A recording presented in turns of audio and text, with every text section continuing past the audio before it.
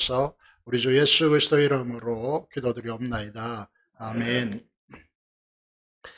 하나님의 말씀을 함께 보시겠습니다. 하나님의 말씀은 요나서 2장입니다. 구약 성경 1288페이지에 있습니다. 요나서 2장 1절에서 10절의 말씀 함께 보도록 하겠습니다.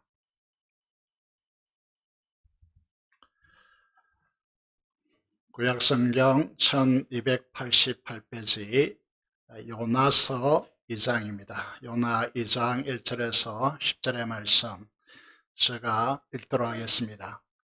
요나가 물고기 뱃속에서 그의 하나님 여호와께 기도하여 이르되 내가 받는 고난으로 말미암아 여호와께 불러 아뢰었더니 주께서 내게 대답하셨고 내가 수월의 뱃속에서 부러졌더니 주께서 내 음성을 들으셨나이다. 주께서 나를 깊은 속 바다 가운데 던지셨으므로 큰 물이 나를 둘렀고 주의 파도와 큰 물결이 다 내 위에 넘쳤나이다. 내가 말하기를 내가 주의 목전에서 쫓겨났을지라도 다시 주의 성전을 바라보겠다 하였나이다. 물이 나를 영혼까지 둘러싸오며 깊음이 나를 에워싸고 바다 풀이 내 머리를 감쌌나이다. 내가 산의 뿌리까지 내려갔사오며 땅이 그 빗장으로 나를 오랫도록 막았사오나 나의 하나님 여호와여 주께서 내 생명을 구덩이에서 건지셨나이다. 내 영혼이 내 속에서 피곤할 때에 내가 여호와를 생각하였더니 내 기도가 주께 이르렀사오며 주의 성전에 미쳤나이다. 거짓되고 헛된 것을 숭상하는 모든 자는 자기에게 베푸신 은혜를 버렸사오나 나는 감사하는 목소리로 주께 제사를 드리며 나의 소원을 주께 갖겠나이다. 구원은 여호와께 속하였나이다 하니라. 여호와께서 그 물고기에게 말씀하심에 요나를 육지에 토하니라. 오늘도 예배 자리에 오신 여러분들에게 하나님 우리 아버지와 주 예수 그리스도로부터 은혜와 평강이 여러분에게 넘치기를 축복합니다. 여러분 너무 반가운 얼굴들이죠. 인사할까요? 우리 반갑습니다.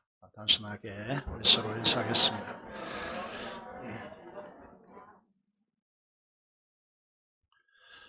오늘은 오늘 본문을 통하여서 요나의 기도라는 제목으로 하나님의 말씀을 선포하고자 합니다.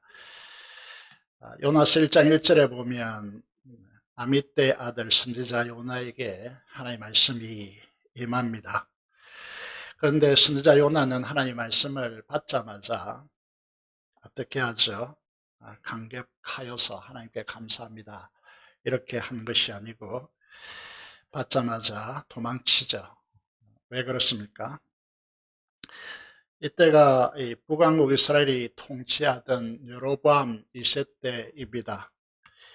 이스라엘 역사상 가장 부유했고 지도상에 나타나는 대로 가장 강할한 영토를 확보한 왕입니다. 우리나라로 치면 강개토왕, 거꾸로 강개토왕 이렇게 생각하면 이제 비슷한 인물일 것 같습니다.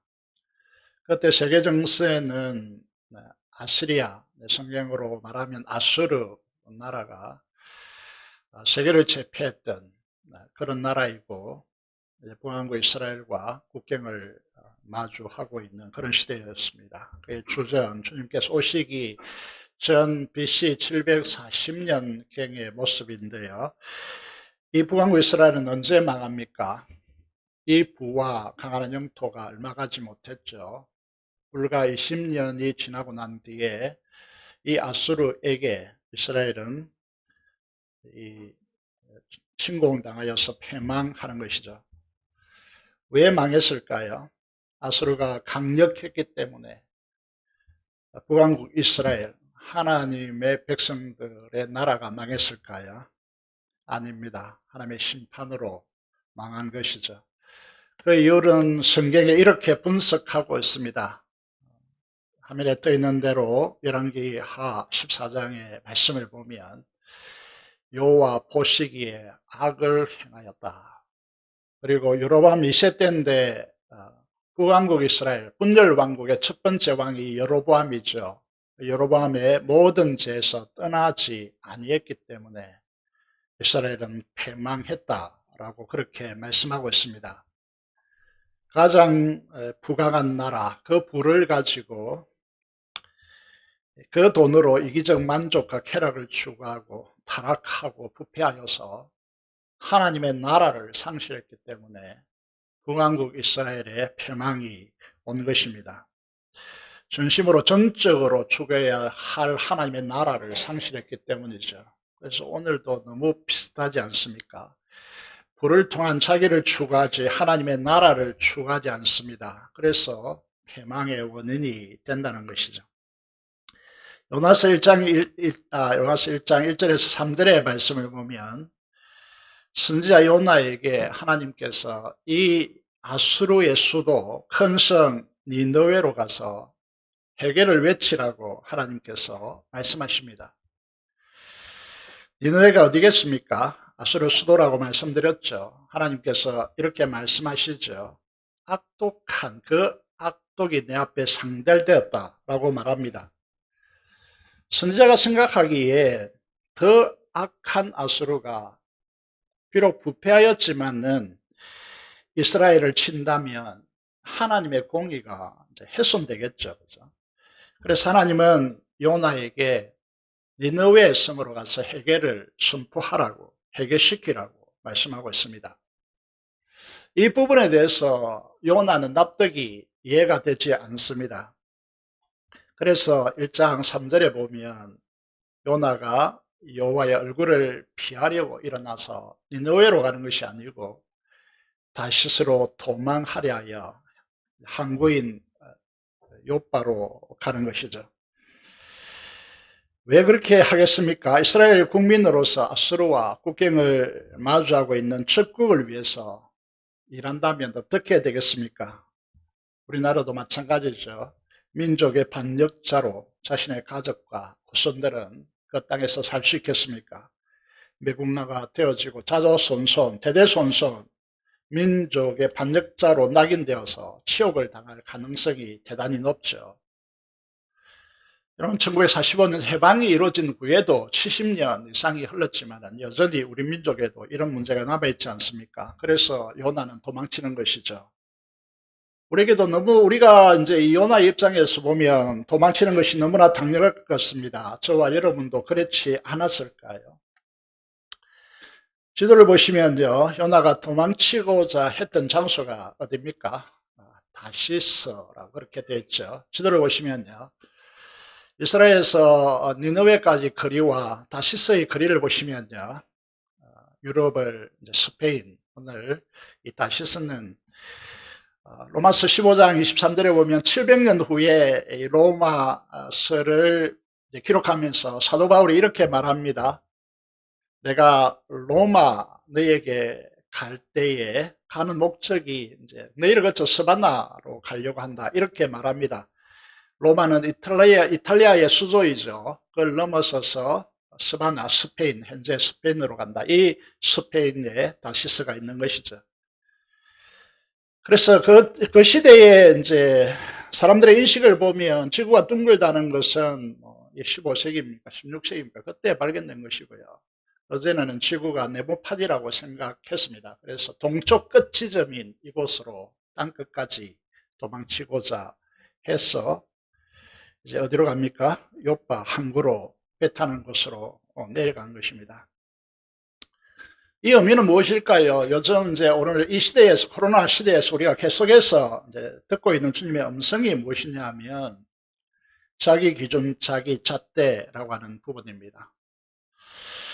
요나는 이 말씀을, 하나님 말씀, 니느웨로 가라라고 하는 하나님 말씀을 받았을 때 자기 잣대, 자기 기준에 맞지 않았던 것이죠.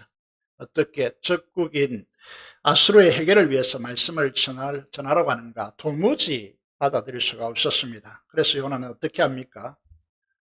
이 지점에서 궁금해지는 것이 뭔가 하면 이 하나의 말씀을 그가 받았을 때 왜 항의하지 않고 따지지 않고 기도하지 않았을까요? 왜 그렇게 했을까요? 어떻게 이스라엘도 아니고 이방인이여 악독하니 늘어와서 내 인생을 허비합니까? 모세처럼 난 못한다고 그렇게 하나님께 기도로 왜 항의하지 않았을까요? 하나님, 나 이거 못합니다. 하나님의 언약 백성인 이스라엘을 위해서 그들의 죄를 경고하고 회개를 선포하라면 목숨 걸고 죽음을 각오하더라도 일을 하겠는데 하나님께서 방금 말씀하시지 않았습니까? 니느웨의 성이 악독하다고. 그 악독한 그들의 해결을 위해서 내 인생, 소중한 인생을 거기에 걸어야 되겠습니까? 회개한다고 담보도 하지 못할 것 같은데 난 못합니다 라고 하는 이 변론을 가지고 하나님께 왜 나아가지 않았을까요? 왜 피해버렸을까요? 하나님께서 우리에게 어떻게 말씀하시죠? 이사야 1장 18절의 말씀을 보면 하나님 어떤 분이시죠? 하나님께서 말씀하시죠. 오라 우리가 서로 변론하자. 너희 죄가 주홍 같을지라도 눈과 같이 희어질 것이요 주홍같이 진홍같이 붉을지라도 양털같이 희게 되리라고 하나님께서 사죄의 은총을 베푸시는 분이 하나님이십니다. 하나님께서 오라고 변론하자고 부르시는 것이죠.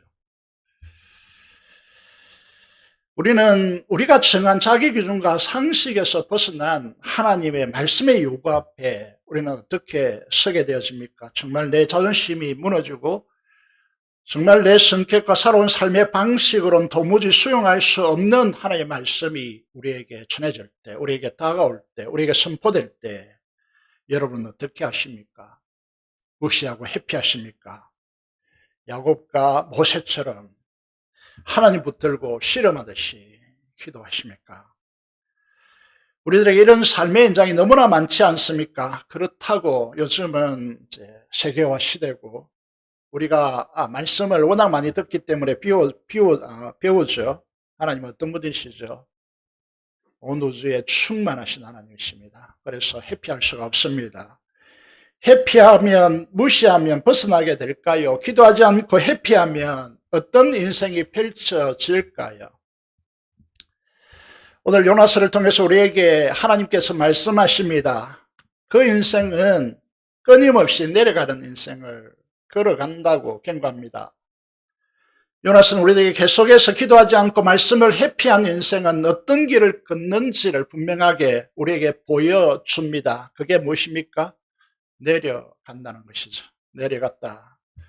요나스 1장 3절에 보면 항구 요바인데 그냥 갔다라고 하는 표현을 쓰지 않고 배 타기 위해서 그냥 걸어갔다 이렇게 여러분 그냥 서술적으로 진술하지 않고 말하지 않고 내려갔다는 단어를 씁니다. 성경은 그냥 단어를 선택하는 것이 아닙니다. 4절을 보시면 다시로 가는 배를 탔지만 그건 어떻게 했습니까?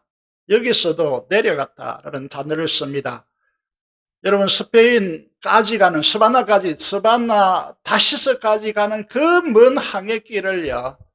여러분 주변에 있는 수려한 장관을 보면서요. 그 감탄하면서 여행길을 오른 것이 아닙니다. 그래서 그는 맨 밑에 맨 밑바닥으로 사람들이 아무런 관심을 두지 않고 내려간 것이죠. 어디까지 내려갑니까? 바다까지 던져집니다. 그 바다도 여러분 이 바다의 바닥 해초, 바다 풀이요. 머리를 감을 정도로 머리가 엉켜서 빠져나올 수 없을 정도로 바다 중에서도 가장 밑바닥에 내려가는 것이죠. 내려갔다는 표현을 2장 6절에서 계속해서 이제 하고 있다는 사실을 우리에게 보여줍니다. 무슨 말을 하시고 있습니까? 여러분, 사랑하는 여러분, 기도하지 않고 말씀에 불순종하는 그런 삶은요, 그래서 회피하는 그런 삶은요, 계속해서 내려가는 삶을 살아간다는 것이죠. 이거는 육체적으로 단순하게 사실적 묘사를 넘어서서 더 중요한 영적 부분을 보시겠습니다. 하나님의 자녀가 아니라면 기도하지 않고 말씀을 외면해도 아무런 정서 느끼지 못하겠지만은요, 하나님의 자녀로서 말씀의 사람이라면 이런 말할 수 없이 내려가는 영적 압박감을 느끼게 되었습니다.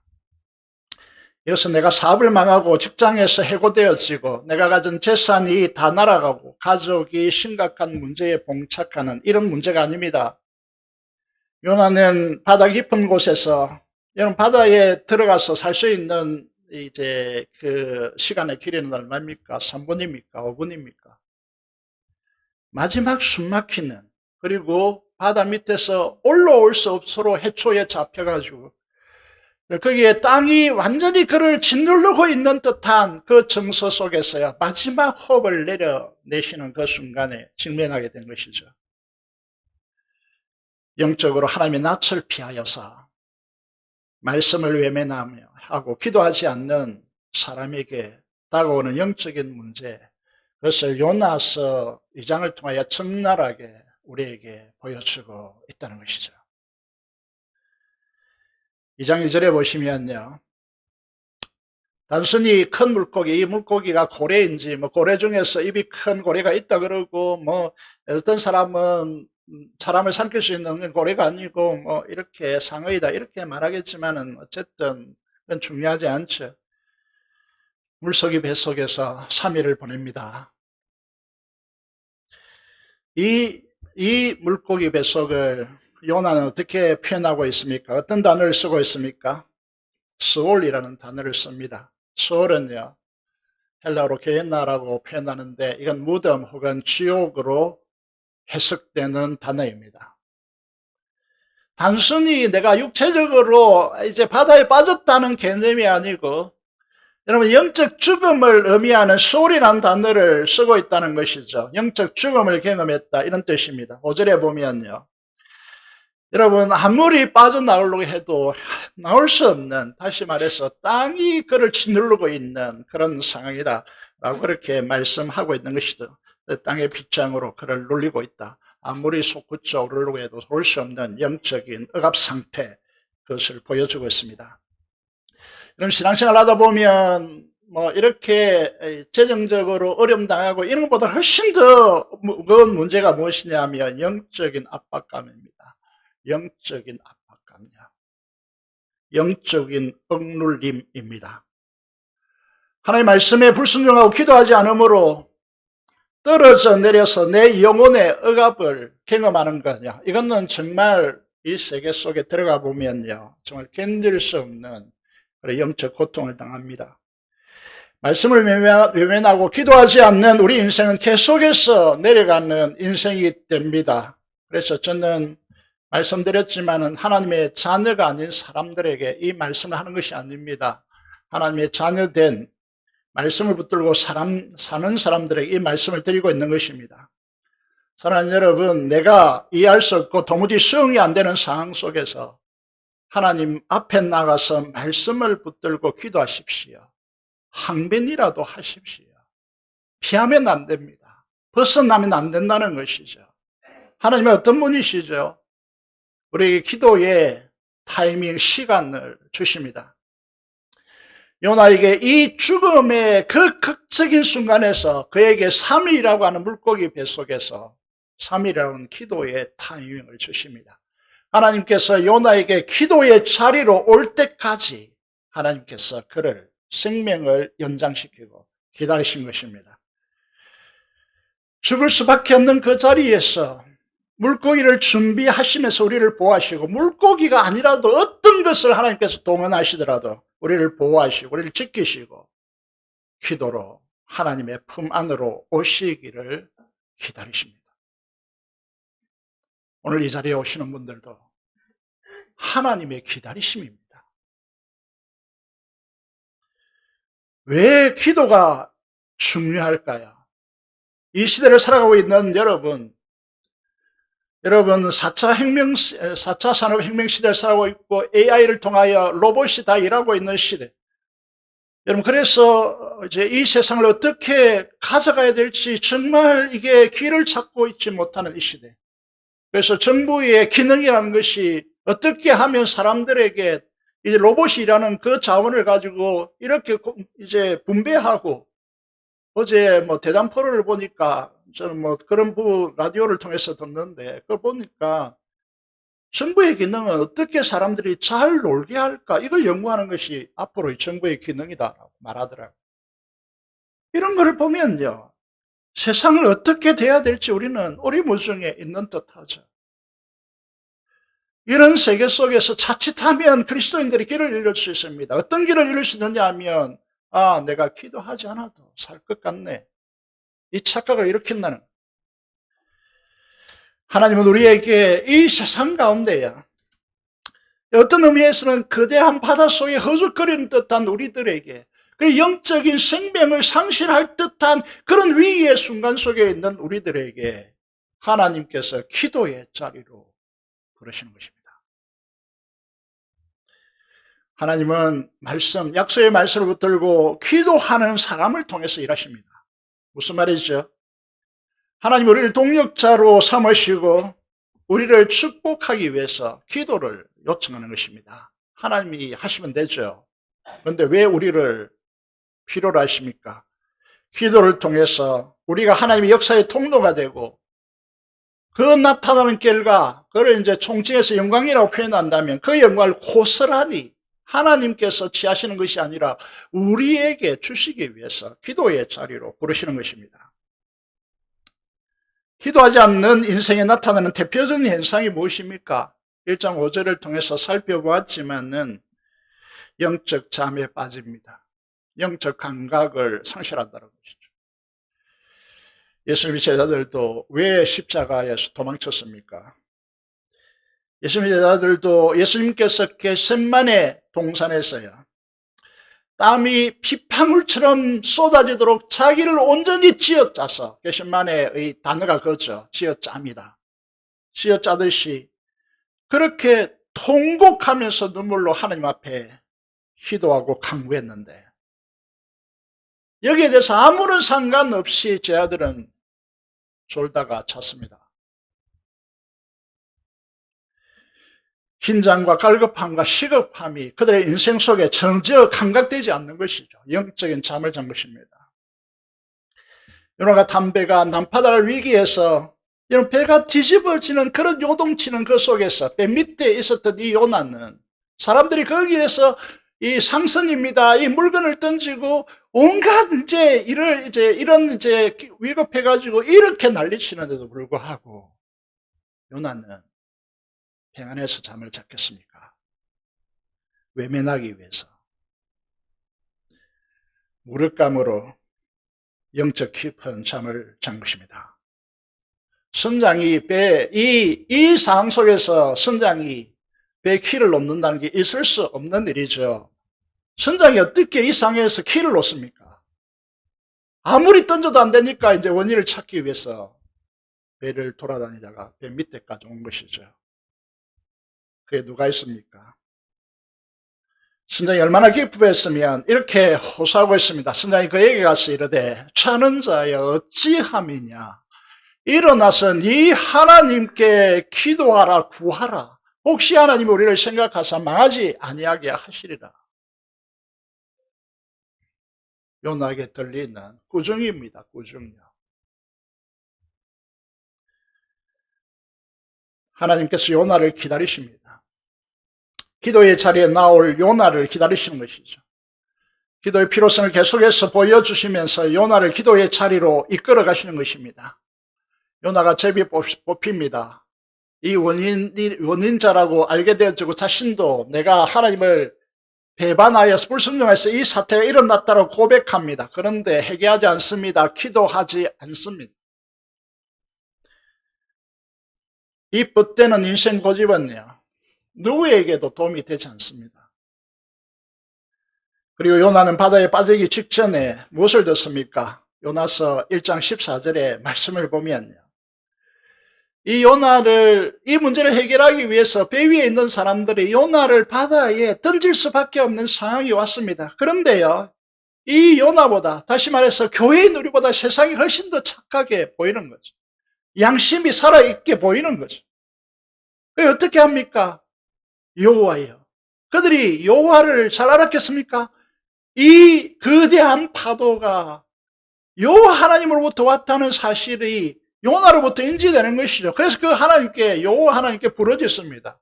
여호와여 구하고 구하오. 이 사람의 생명 때문에 우리를 멸망시키지 말아달라. 이 바다에 던짐으로 이 무죄한 피를 우리에게 돌리지 마옵소서라고 그렇게 하나님께 호소합니다. 요나는 이 기도와 전혀 상관없이 그냥 바다에 빠져버립니다. 생각해야 됩니다. 이 시점에서. 기도하는 여러분, 실망하지 마십시오. 낙심하지 마십시오. 기도는 기도하는 대상의 마음의 도화지에 깊은 그림을 그리는 것입니다. 그 기도의 영향력은 결코 사라지지 않습니다. 그래서 우리는 이런 말을 쓰죠. 기도하는 부모의 그 자녀는 결코 망하지 않는다. 그런 말을 쓰게 되는 것이죠. 기도는 사라지지 않는 영향력을 분명하게 그 사람, 기도하는 대상에게 미칩니다. 사랑하는 여러분, 우리 삶의 자리에 곳곳에서 하나님께서 기도자로 부르시고 기도의 자리로 나오기를 기다리시는 하나님의 섭리의 손길을 바라볼 수 있는 은혜가 있기를 바랍니다. 요나의 기도를 들여다보겠습니다. 요나는 언제 기도합니까? 고난의 깊은 수렁에서 기도합니다. 3일 동안 영적 죽음을 의미하는 물고기 뱃속에서 스올의 뱃속이라고 그렇게 고백하는, 이게 내가 영적으로 죽음의 자리라는 사실을 깨달았을 때 하나님 앞에 기도합니다. 산의 뿌리까지 내려가서 내 힘으로 어찌할 수 없는 땅이 그를 누르고 있다는 이 사실, 내가 어찌할 수 없다는 이 사실을 깨달았을 때 2장 7절에서 뭐라고 합니까? 성령께서 어떤 깨달음을 주십니까? 내 영혼이 내 속에서 곰핍함, 피곤함을 그가 바라보게 됐을 때 하나님 앞에 나아갑니다. 언제 우리는 하나님의 축복의 사람이 됩니까? 우리가 맞이하게 되는 인생의 모든 상황에서 우리가 이런 관점을 가지고 있는 난 기도하지 않습니다. 내 남편 때문에, 아내 때문에, 자식 때문에, 주변의 사람 때문에, 나를 둘러싸고 있는 환경과 여건 때문에 나는 이렇게 살아갈 수밖에 없다라고 하는 이 관점을, 나 중심의 관점을 가지고 있는 한 하나님께 기도하지 않습니다. 진정한 기도가 하나님 앞에 드리지 않습니다.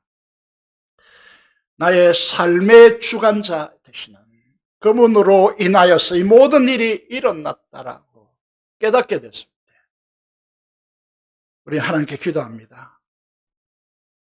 큰 물결과 파도가 자연스럽게 일어난 것이 아니고 주의 파도라고 삶의 주체를 바꿀 때 비로소 기도의 자리로 올라가는 진정한 축복의 사람이 됩니다.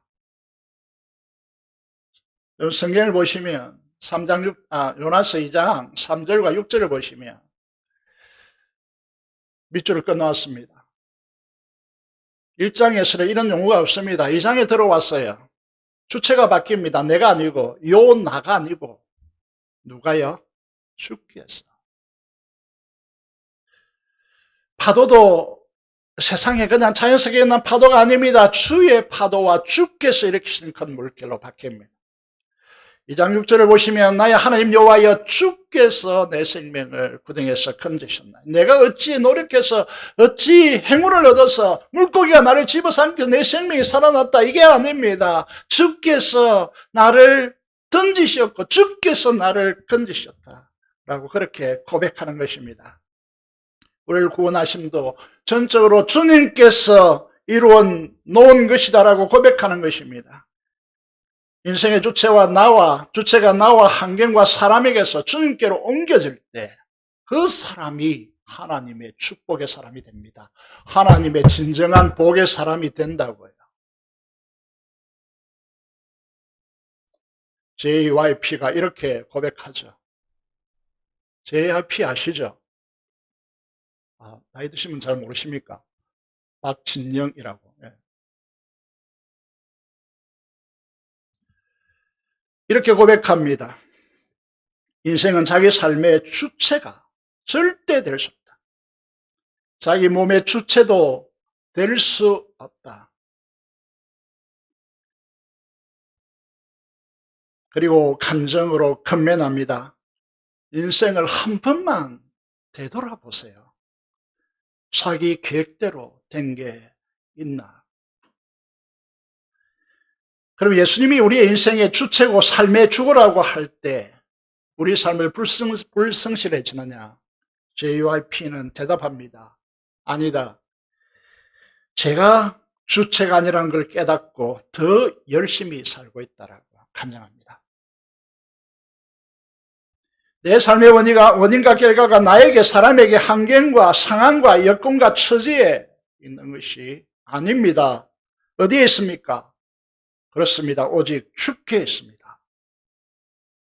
이 고백이 저와 여러분에게 철저히 살아있는 참으로 하나님의 복된 사람이 되기를 주님의 이름으로 축원합니다. 인생의 주어가 바뀌어야 1장 2장과 요나서 1장 2장, 요나서 드라마죠. 여러분, 어떤 분은 성경을 하나님의 드라마라고 그렇게 표현했습니다. 여러분, 첫 번째 드라마가 1장에서 끝났습니다. 이제 2장의 드라마 넘어와서 우리가 보게 되는데 1장에서는 주어가 뭡니까? 요나입니다. 나. 내가 뭐 어떻게 했고 2장에 들어와 보면요, 이 주체가 나인 인생은요, 끊임없이 내려가서 어디까지 들어갑니까? 지옥불까지 들어가는 것이 요 나의 인생입니다. 나이가 주체가 되는 인생이라는 것이죠. 근데 2장에서는 주어가 바뀌죠. 나에게서 주님으로 바뀌어져 있습니다. 파도도 말씀드린 대로 그냥 파도가 아니고 주의 파도로 바뀌어져 있습니다. 여러분, 내 주변에 일어나는 모든 환경 속에서 내가 힘들고 어렵게 되어지는 이 모든 상황이 저 사람 때문이 아니고 주의 사람이 나를 교훈하기 위해서, 나를 주님께서 다듬기 위해서 주신 은혜의 통로로 보는 것입니다. 이게 주어가 바뀐 사람들의 모습들이에요. 주어가 바뀌고 나면 나는 어떻게 되죠? 기도하는 나가 됩니다. 순종하는 나가 되는 것이죠. 이 인생이 복된 인생입니다. 하나님의 참된 복을 누리는 인생이라는 것이죠. 하나님의 자녀된 우리들이 가장 안 좋은 영적 상황은 무엇입니까? 언제입니까? 지난 3년간 코로나 팬데믹 시대를 지났습니다. 이제 5월 달부터 완전히 극복하고 새로운 시대로 돌입될 것으로 보입니다. 코로나 팬데믹 시대를 우리가 방어하고 이 강을 건너기 위해서 금요 기도 때에 계속해서 이 문제를 다루고, 그동안 한국교회 30년 동안 성령 하나님의 시들게 하시는 역풍이 조국교회에 불었기 때문에 30년을 돌아보고 우리 자신을 변화시켜야 된다고 수없이 외쳐왔습니다. 우리 교회는 매일 성경을 가지고 큐티합니다. 오늘 본문에 해당되는 것이 지난 4월 20일자입니다. 여기 해석한 목사님이 이런 글을 적었습니다. 현대 조국교회 많은 그리스도인의 모습이 어떠하다고 적고 있느냐 하면, 말씀보다 자기 기준을 세우고 자기 정당하에만 열을 올리고 있다. 이해가 되십니까? 거짓 위안, 진짜 위로가 아닙니다. 이게 진짜 위로가 아닌데 거짓 위안을 누리고 영적 하강을 거듭해왔다. 저 이야기가 아닙니다. 이 큐티, 이 해석을 적고 있는 목사님의 글입니다. 이것이 요나서 1장, 제1장 드라마를 통하여서, 요나서라고 하는 이 드라마를 통해서 우리에게 비춰주는 모습입니다. 우리나라는 코로나 시대에서도 경제태국, 제7위 이런 것들을 유지하고 있다라고 정부에서는 발표하고 있습니다. 이스라엘 여로보암 2세 시대와 비슷하다고 말씀드릴 수 있습니다. 그런데 우리는 우리 자신을 너무 잘 알고 있습니다. 자기 기준에서 떠나지 않고 말씀에 순종하기를 거부하고 자신의 안락과 즐거움을 위해서 발가세라, 요즘 시대로는 돈을 위해서, 만몬을 위해서 살아가고 있는 하나님의 나라의 추구를 상실한 이 시대의 그리스도의 모습을 요나스 1장 드라마를 통하여 우리의 모습을 비춰주고 있습니다.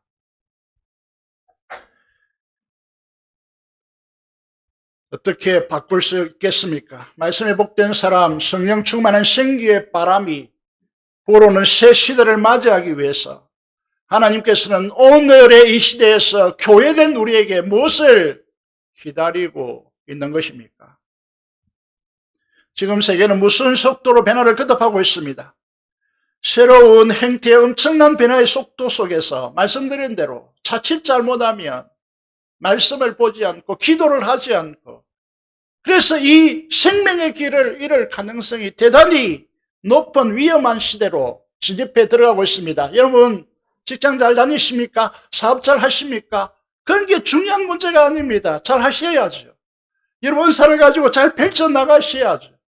그런데 중요한 문제는 생명의 길을 잃는다면 그 아무것도 무용지물이 되는 것이죠. 자기 기준이라는 영적 가장 밑바닥에 내려가서 잠을 자는 요나의 모습처럼 이런 모습이 이 시대의 그리스도인들에게 하나님은 새로운 부흥의 시대를 가져오기를 원합니다. 누구를 통하여? 누구를 통하여? 삶의 주체가 박힌 기도하는 사람, 요나, 제2의, 제3의, 제4의 요나들을 통하여서 이 일을 이루어 가기를 원합니다. 여러분이 질문하겠습니다. 육신적으로 건강하고 평안하다고 행복하십니까? 행복할 수 없습니다. 중요한 질문이 있습니다. 그게 뭐냐면 영적 억압, 영적 압박이 없습니까? 영적으로 자유하십니까? 영적으로 뒤에 캥기는 것이 없이 흔쾌하십니까? 성령 하나님의 열매인 하나님의 나라의 의와 평강과 희락이 넘치는 복된 삶을 누리고 있습니까? 성령 충만함에서 오는 하나님의 충만한 임재의 영광 가운데 들어가서 이 예배 현장에서 하나님을 깊이 만나고 주님의 마음속에 있는 그 기쁨이 여러분에게 전달되고 있습니까? 우리가 요나와 같이 하나님을 떠나서 하나님의 낯을 피하여서 늘 행식적으로는 예배의 자리에 나오지만은 실질적으로는 하나님 낯을 피하여서 영적인 억압 가운데 영적 무력함에 고난에 휩싸여 있지는 않습니까? 하나님의 사람들은 이 시점에서 뭘 해야 됩니까? 이 절박함을 깨닫고 기도해야 됩니다. 하나님께 나아가야 됩니다. 요나는 물고기 뱃속에서 그의 하나님께 기도합니다. 2절을 보세요. 내가 받는 고난으로 말미암아 누구를 부릅니까? 여호와를 불러 아뢰었더니 내가 수월의 뱃속에서, 다시 강조하죠, 부러지었더니 영적 죽음에 자신이 처해 있음을 깨달았다라고 그렇게 이제 우리에게 소개하고 있죠. 4절을 보시면 낯을 피하는 이것이 내가 피한 것이 아니고 말씀을 불순종함으로써 실제적으로 주의 목전에서 쫓겨날지라도 그럼에도 불구하고 영적인 죽음 상태입니다. 다시 주의 성전을 바라보겠다라고. 여러분, 이 단순한 진술이요, 주님에 의해서 어떻게 전환되고 있느냐 하면 이 고백들이 주님이 십자가 위에서 겟세마네 동산에서 가상칠언으로 하나님을 향하여 부르짖는 이 주님의 부르짖음과 연결되어 있다는 것입니다. 이것이 보인다면 저는 가르칠 것이 없습니다. 발가세를 통해 만물을 추구하고 자기 안정과 즐거움을 쫓는 자들은 기도의 필요성을 전혀 못 느낍니다. 8절을 보십시오. 하나님이 베푸신 은혜를 저버립니다. 자기 잘남과 수고로 둔갑합니다. 감사를 잃어버립니다. 참으로 주께 예배하지 못합니다. 하나님 나라를 추구하는 소원이 그에게서 없습니다. 전적 타락, 전적 은혜임을 알고 구원은 오직 여호와께 속하였다라고 하는 신앙 고백이 변질되어집니다. 은혜를 알지 못하는 사람들은 자기의 노력과 업적을 구원의 방편으로 삼으려 하는 것이죠. 기도하는 사람들, 기도 응답받는 사람들은 어떤 축복을 누립니까? 영혼의 가장 저점인 소울을 내려간다 할지라도 영혼의 죽음의 자리에서 영적 수위를 입은 듯한 그런 절망의 상황에 있다 할지라도 하나님은 우리의 상상을 초월하는 물고기를 보내서 우리를 살려냅니다. 그리고 바다 바닥에 엉켜서 그렇게 처했을 때도 하나님은 물고기를 보내시는 것이죠. 그리고 하나님은 무엇을 기다리는 것입니까? 요나의 기도를 기다리는 것입니다. 무엇이 그로잡되어 있다고요? 주님의 계신만의 통산의 기도가 중첩되어 비춰옵니다. 우리를 살리는 주님의 계신만의 기도가 우리의 영혼의 파도처럼 메아리쳐 오는 것이죠. 그래서 우리에게 눈물이 날 수밖에 없습니다. 요나서 2장 7절을 보십시오. 놀라운 신비. 우리를 그 저점에서 상승시키는 것이 뭡니까? 기도입니다. 여러분, 기도가 없으면 추락합니다. 기도에 날개가 있어야 됩니다. 그래야 상승할 수 있다는 것이죠. 그래서 이 기도는 단순하게 사라지는 것이 아닙니다. 요나가 우리에게 이렇게 가르쳐 줍니다. 지성소 보좌에 계시는 성전에 미친다. 우리의 기도가 하나님 앞에 상달되어서 하나님 앞에 올라간다라고 그렇게 고백하고 있는 것입니다. 9절을 보겠습니다. 고난 속에서 기도로 구원받는 인생은 어떻게 살아갑니까? 인생의 절망과 결핍의 탐심으로 비난과 비판으로 살던 인생이 감사로 예배하는 인생으로 바뀝니다. 하나님의 나라의 소원을 품고 이것이 너무나 절박하고 내 모든 소유를 다 팔아서 살 정도로 중요한 것으로 바뀝니다. 그래서 소원이 일어나는 것이죠. 내가 그 인생을 살기 원합니다. 내가 어떤 대가를 지불하더라도 그 하나님의 나라가 일어나서 그 하나님 나라가 살아있는 나라가 되기를 원합니다. 내 한 몸 바쳐서 그 일이 일어난다면 나는 그것으로 감수하겠습니다라는 소원이 일어나는 것이죠. 9절 하반절을 보겠습니다. 그거는 누구에 속해 있다고요? 하나님께 속해 있다는 것입니다.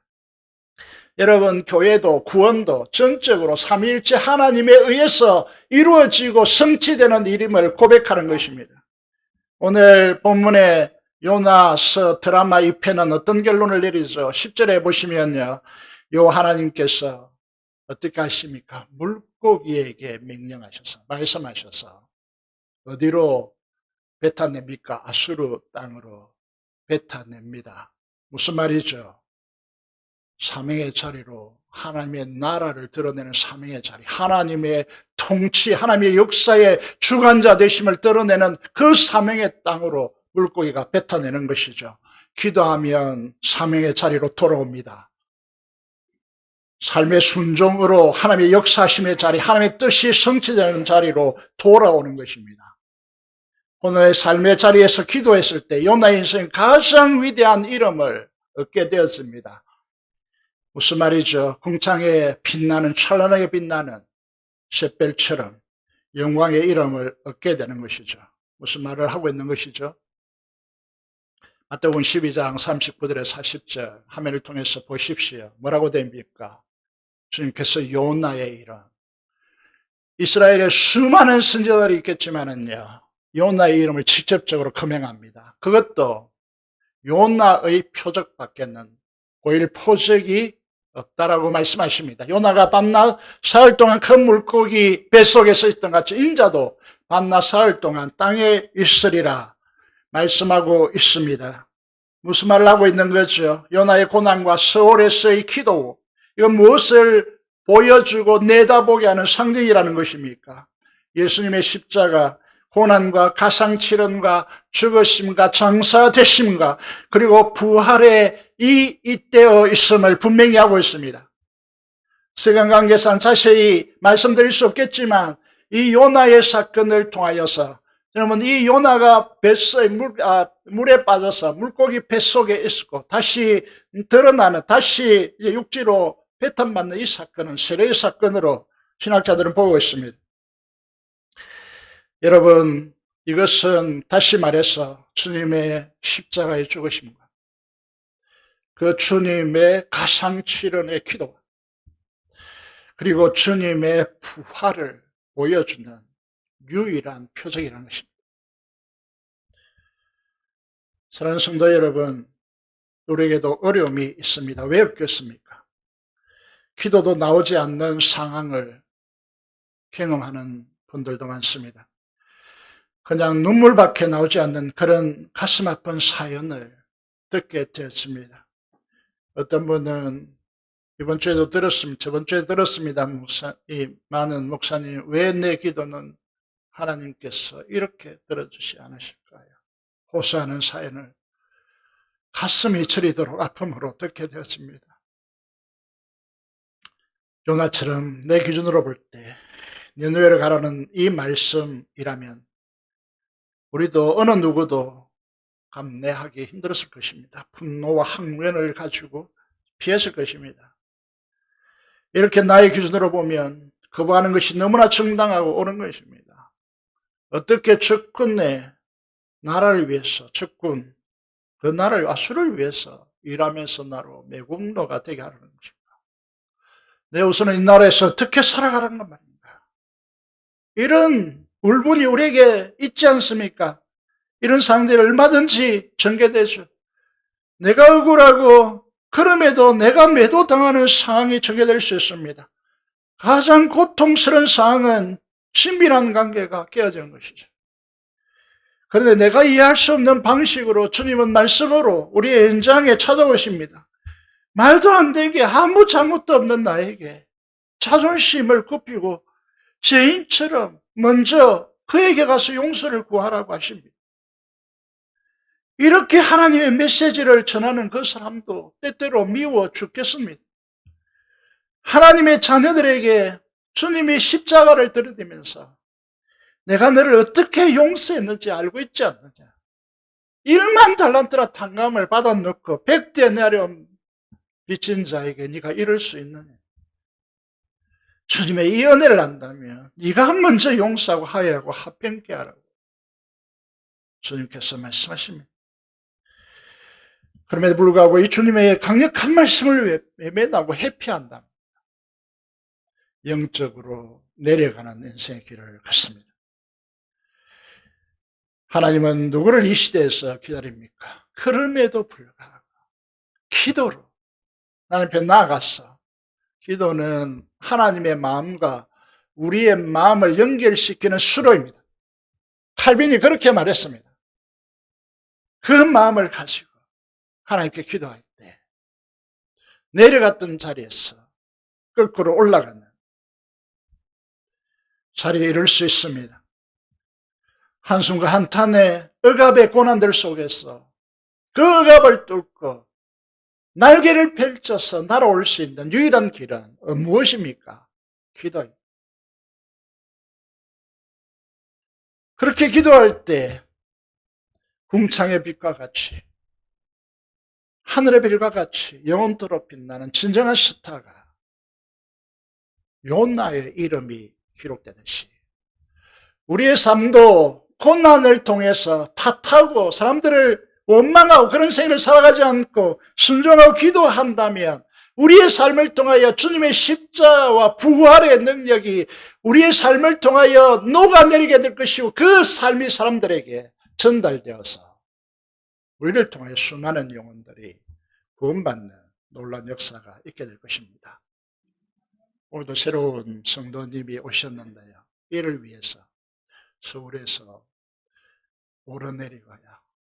이런 일은 왜 합니까?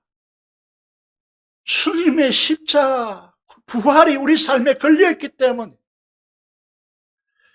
우리의 삶을 통하여 그것을 녹아내려서 그것을 드러내는 그런 삶이 우리의 삶이기 때문이죠. 제가 지난 금요 기도 때 이런 말씀을 드렸습니다.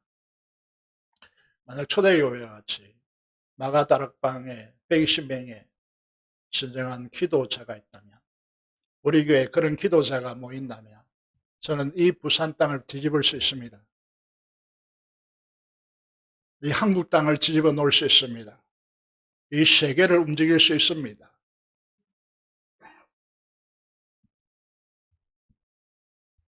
사랑하는 여러분, 나이 드신 분은 잘 모르겠지만 최근에 젊은이들이 사랑하는 찬양이 있습니다. 임내라고 하는 찬양입니다. 우리 모두 예배자 되어 온전히 영과 진리로 예배하자. 누가 예배할 수 있습니까? 하나님이 찾으시는 그 한 사람, 그 한 사람이 누굽니까? 애통하며 기도하는 그 한 사람. 내가 되기 원합니다.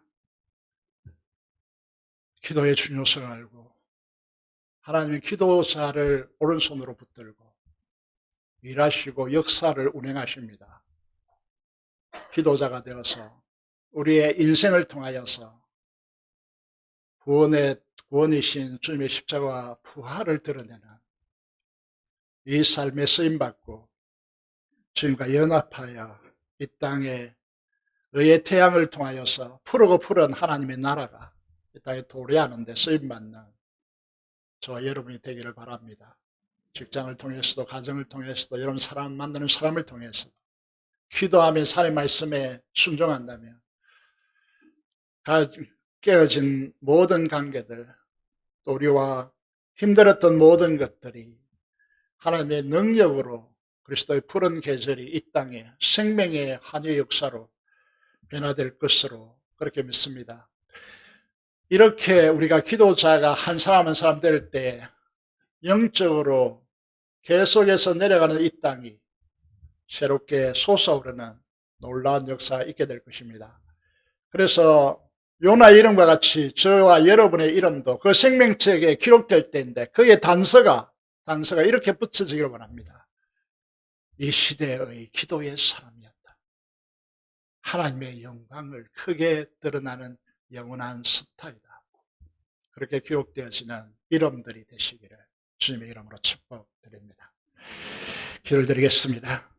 이 고난의 혼돈 속에서 기도함으로 사명의 땅으로 새롭게 해달라고 기도하시고 민족의 보험과 통일과 파송된 선교사를 위해서 한음성으로 기도하겠습니다. 살아계신 아버지 하나님 은혜를 감사합니다. 우리를 부르셔서 하나님의 은혜 아래 거하게 하시고 우리가 기도하지 못하고 자기 기준과 자기 생각과 자기 판단을 가지고 살아왔던 지난날의 암울한 우리의 삶을 뒤로 하게 하시고 하나님 앞에 기도함으로 새롭게 솟아올라 사명의 땅으로 다시 나아갈 수 있도록 하나님께서 역사해 주시며 우리의 순복함으로 하나님 복음의 아버지의 놀라운 역사 안에 갈 수 있도록 주께서 역사하여 주시고 아버지 사명자로 다시 일으켜 세워주시고 기도자로 다시 일으켜 주셔서 하나님의 역사를 이룰 수 있도록 도와주시옵소서. 민족복음과 통일 파송된 선교사를 위하여 기도합니다. 하나님 신하여 기도하는 주의 자녀들에게 두 손 들어 축복하여 주시고 하나님 일하여 주시옵소서. 감사를 드리며 우리 주 예수 그리스도 이름으로 기도드리옵나이다.